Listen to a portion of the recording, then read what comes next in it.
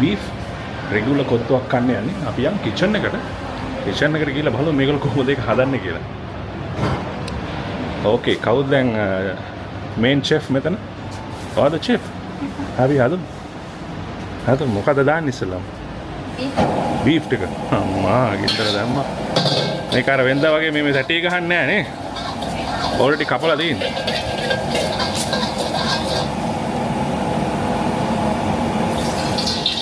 හොඳ පළපුරුද්දක් තියෙනවා වගේ මම කොයි හරි වැඩ කරලාද හොටෙල් එකේ.